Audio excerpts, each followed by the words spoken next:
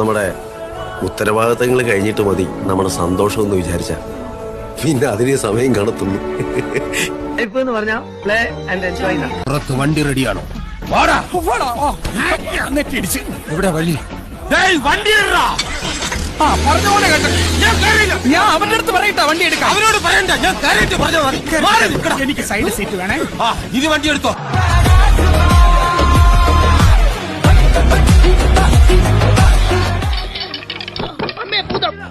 അയ്യോ പറ്റിച്ചേ.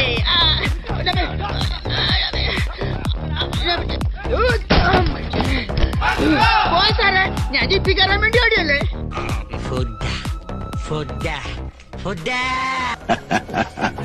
പെട്ടെന്ന് ഇങ്ങനെ ഒരു ട്വിസ്റ്റ് ഉണ്ടാകുമ്പോ ഒന്ന് വിറയ്ക്കും നന്ദഗോപാലും ഫിറോസും. വിറയ്ക്കണം. இந்த மாதிரி நேரத்துல வீரங்கள் அடிக்கடி சொல்ற வார்த்தை என்ன தெரியுமா? ஆரம்பிக்கலாங்களா? എനിക്ക് വിശക്കുന്നേ. നല്ല ടേസ്റ്റ് ഉണ്ടല്ലേ? ഇവിടൊന്നും കിട്ടിയില്ല. ഒന്നതരമായിരിക്കും.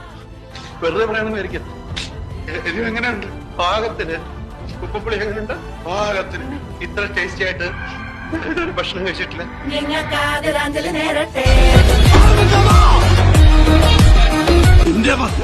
എന്റെ വേലക്കാരി ജാനു എല്ലാവരും ഉറങ്ങി വേഗം